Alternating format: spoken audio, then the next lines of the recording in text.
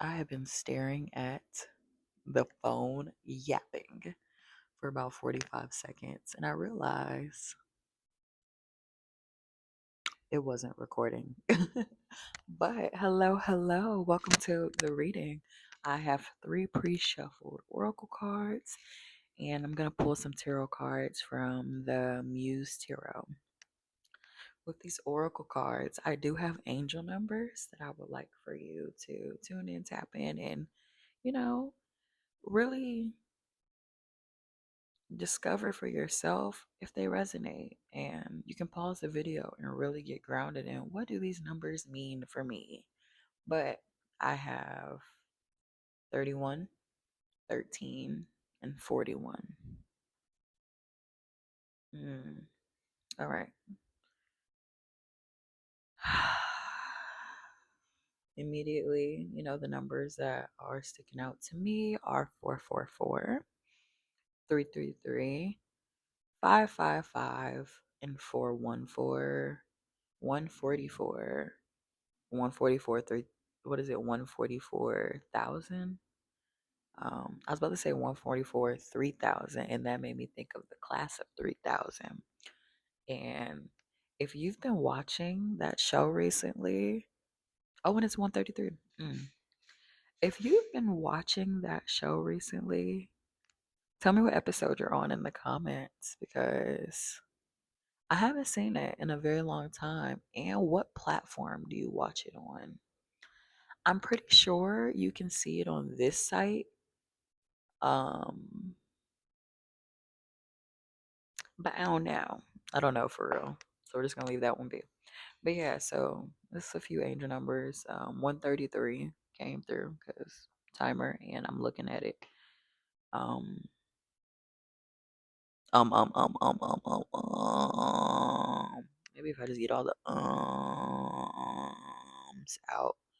Um, um, um, um. I can speak more clearly. Maybe I'll just cut all these ums out. I don't know, but I'm hearing some throat chakra clearing is coming through for you, and that's what's up. Now with these numbers, one of these numbers, these pre-shuffle oracle cards, they are from the Believe Your Own Magic Oracle, and the first one we have is Universe. We're all just stardust.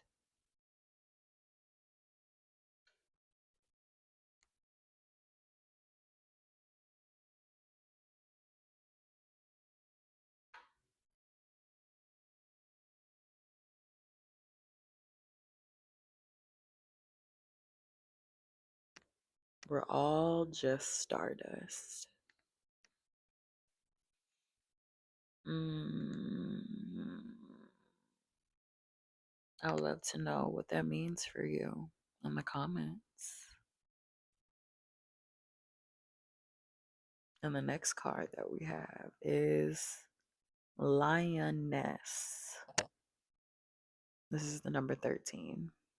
You've earned all your stripes. Oh, and then I dropped it. Maybe that's an extra call of bringing awareness to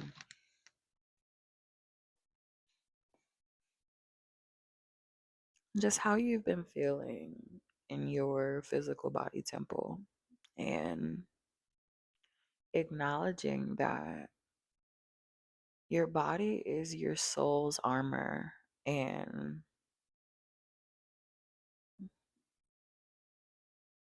it's an ecosystem. It's your ecosystem. It's the ecosystem in which your soul resides in. And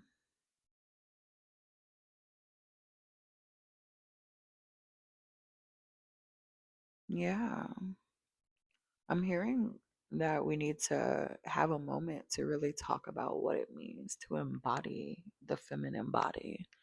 And I do mean this for everybody. Like, to embody your own physical body is a big deal. But to embody a feminine body, a body that has a womb inside of it, no matter uh, your, what is it, gender identity? I don't know how to word that correctly, actually. Now that I'm in flow of it, but I want to be as transparent as possible that your body is an ecosystem nonetheless, and within it is you. That's it. That's all I have to say about it. And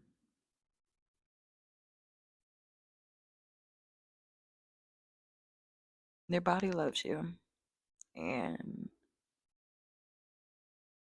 it trusts you. And like I said, it's your soul's armor. So, however you want to show up, express yourself, the ways in which you body composition is coming to mind because it's December. Love a good external motivation to amplify my personal journey of, getting back into fitness with a love mindset versus a I need to change my body mindset. So I'm assuming that's really prevalent for somebody.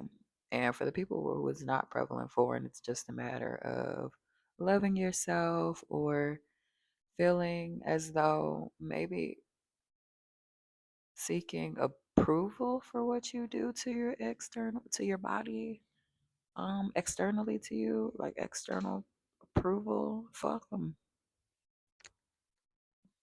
You don't need approval from no damn body. We're all stardust.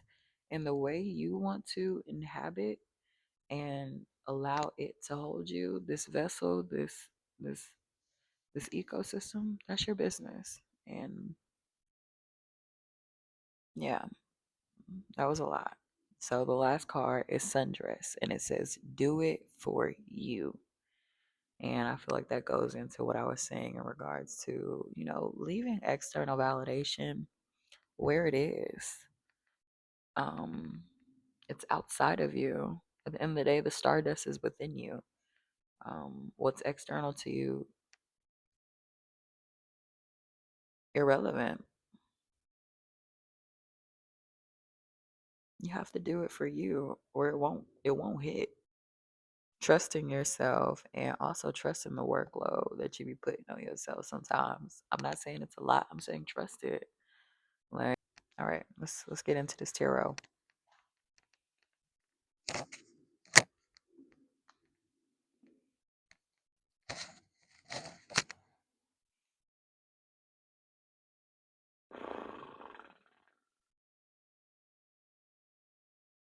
Right, Spirit.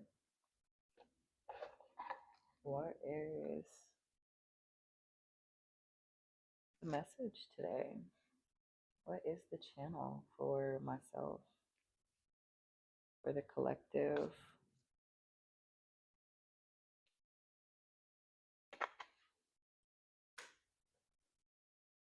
First card that came out is the Seven of Materials. I probably don't have to do that.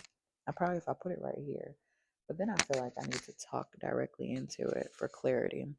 So I'll just leave it right there. The Seven of Materials, the Seven of Coins, the Seven of Pentacles, the Seven of um, Materials, Seven of Materials. I'm gonna show you the imagery.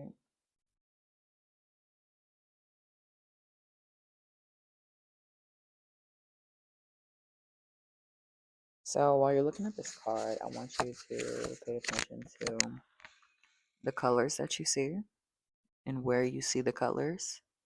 Um, what kind of flowers do you see? What do you think of the flowers that you see? Can you count can you count where the imagery is for, like, representing the Seven of Coins? Like, what imagery did they use to represent the coins? Do you see that? Also, another thing that I personally notice is the new moon behind her, or maybe it's like a telescope view of her coming out of the cosmos.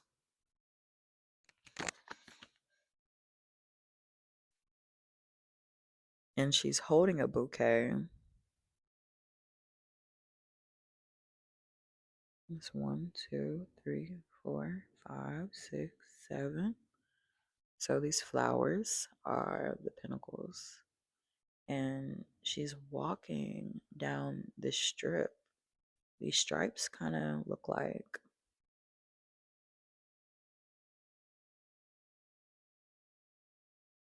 you know how like the movie credit or like the movie thing when you like close it and they say action? It's kind of giving that for me personally. And I'm gonna look in the book because this tarot deck always has really beautiful messages in the book, and I love it honestly.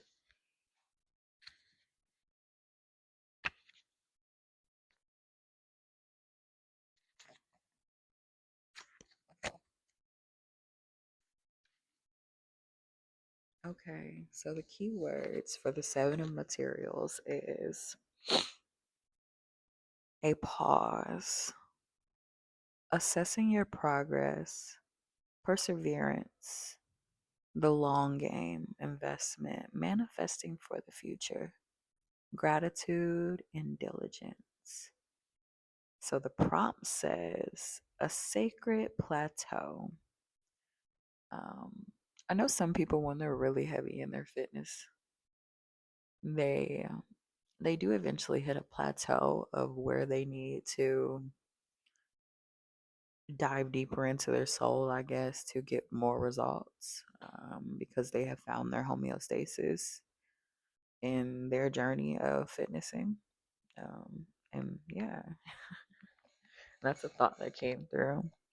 But it says, in any journey, there are moments meant for rethinking, reestablishing, and I'm going to clamp this back on to the chalk marker. There we go.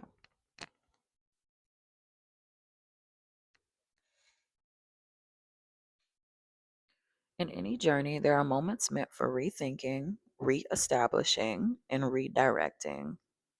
Stepping onto her timeline, she waits patiently. Stepping onto her timeline, she waits patiently. So they're saying that this is the timeline. Like this representation is a timeline. And like I said, to telescope into the my vision was a telescope into the cosmos, the infinite energy, which it is, because time is kind of irrelevant when you're really being present. But that's neither here nor there, I suppose. Let me keep reading. And I dropped the card, so thank you, source. And it's really just in communication, I guess, with the universe card that we have. And 777 is coming through just because we have the 7 over here and the 4 plus 3.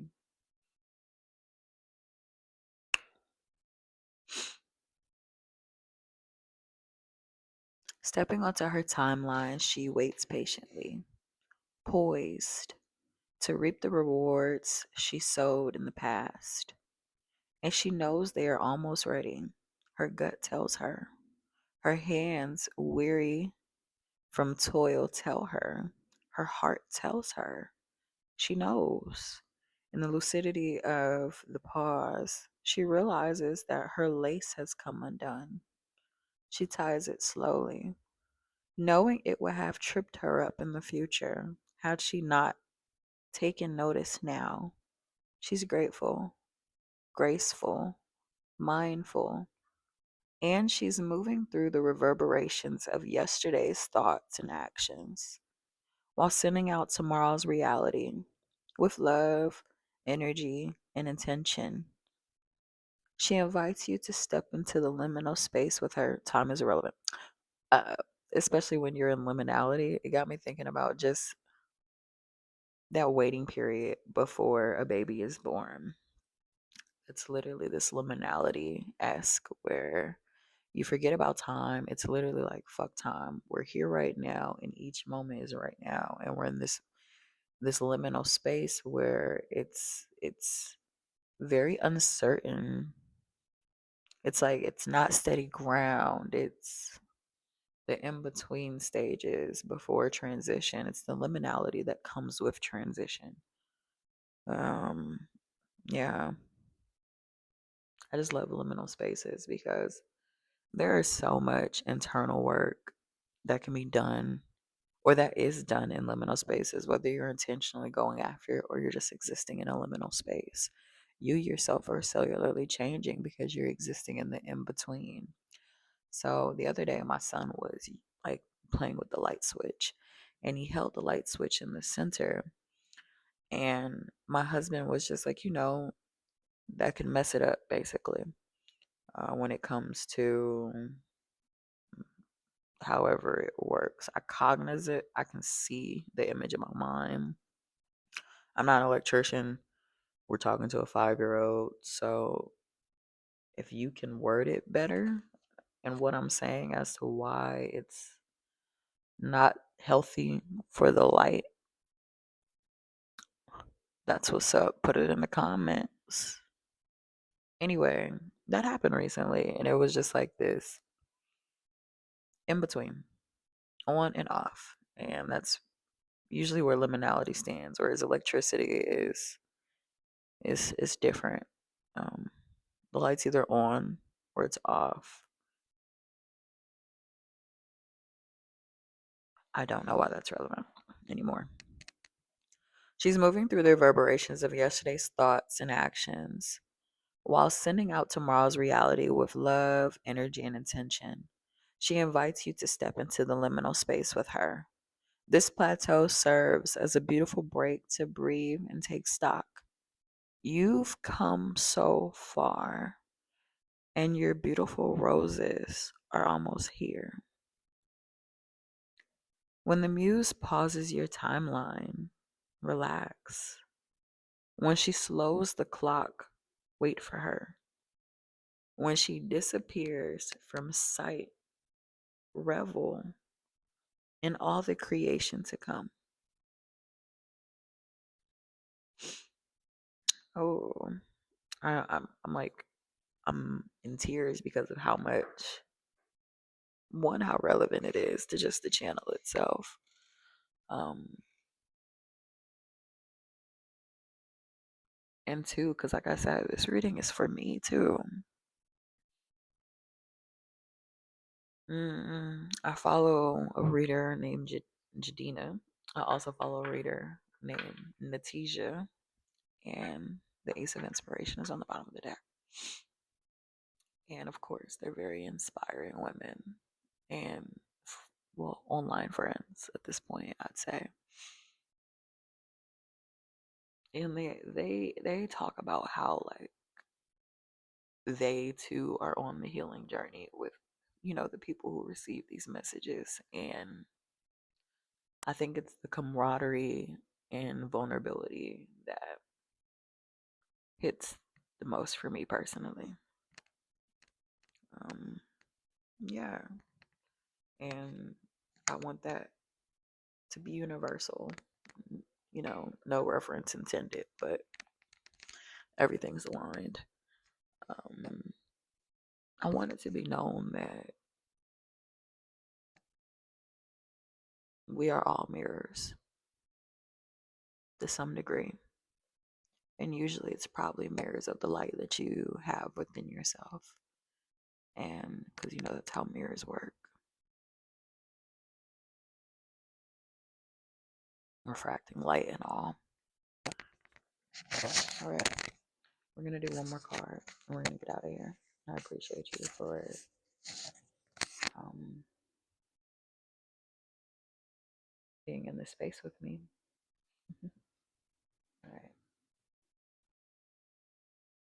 And the Ace of Inspiration is the Ace of Wands, the Ace of Fire, the Ace of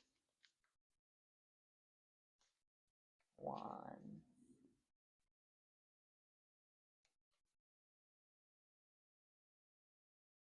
Because how are you igniting that flame? And the sun's on the bottom of the deck. It looked so similar to me to the Ace of Wands. Ten of Emotions. Ooh.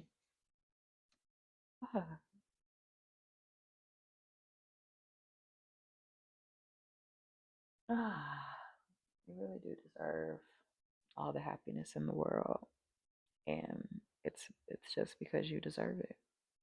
Just like you've earned all your stripes, you deserve Happiness.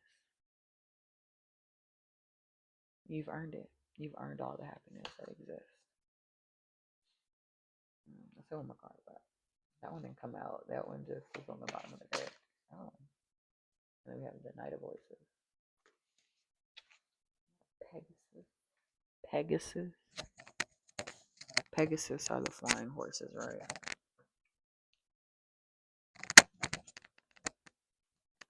Let's take a look. Let's chill. Maybe let's settle down. Da-na-na-na-na-na-na. Dun, dun, dun. All right, so the Ace of Inspirations, I'm just going to say the keywords. Actually, yeah, I like that. I like that. I like that. I like it. I like it. I really do. But the keywords are positive new beginnings, fresh inspiration, sparks, opportunities, new cycles of manifestation, the genesis of hopes and dreams, creative downloads, pushing through blocks, illuminated ideas, and passion. And the Knight of Voices, Swords. So the Knight of Voices is the Knight of Swords. And the Swords suit is about communication to some degree and what's going on in your mind. And the truth is I'm just not familiar with the Knight of Voices really. And I'm really glad that I have the book. Um, but I am admiring though this so this is darkness on this card, this dark circle. It's illuminated, colorful circle. And now you also have this white circle. And they're making me think of the moon. Um, obviously eliminating all the illusions. And sometimes being in a liminal space, you do have to dissolve the illusions in order to really, and that's making me think of the Seven of Cups a little bit. So 777, again, may be very relevant for you.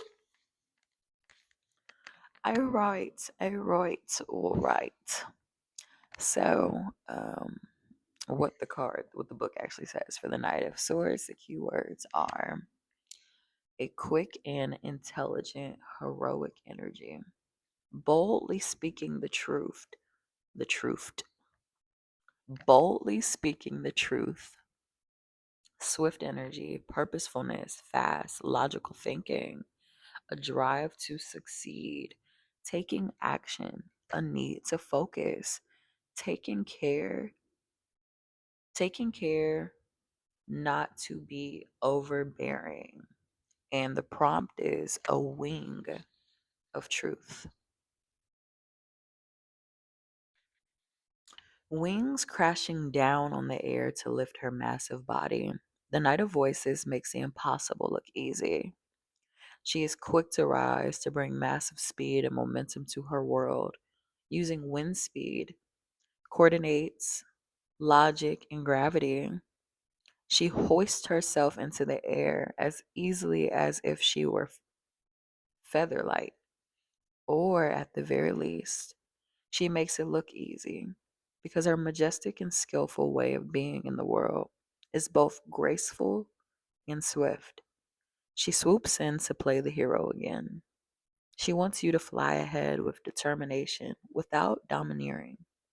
There's no need to flaunt talents or intelligence when you can simply be in the world. Cut through any nebulous clouds with logic and reason and communicate your plans clearly as you fly ahead towards success. And the poem at the bottom, or the activation, says, I calculate the risk as I calculate this thrive, and I fly ahead determined with the numbers on my side. And the last one is the sun. The Sun card is just the happiest card in the deck, and I don't really have to read its description. 27-7 on the timer. So I appreciate your time here. And I'm here to really say that you've earned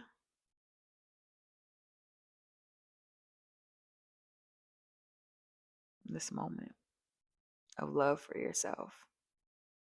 You earn this moment. Everything that you say you are, you are. Every one of your silent intentions are real. That's really you. That's really, it's really real. And you deserve to be at peace in this transition before the rest of your life. And yeah, all right. Love y'all, and I appreciate y'all's ears.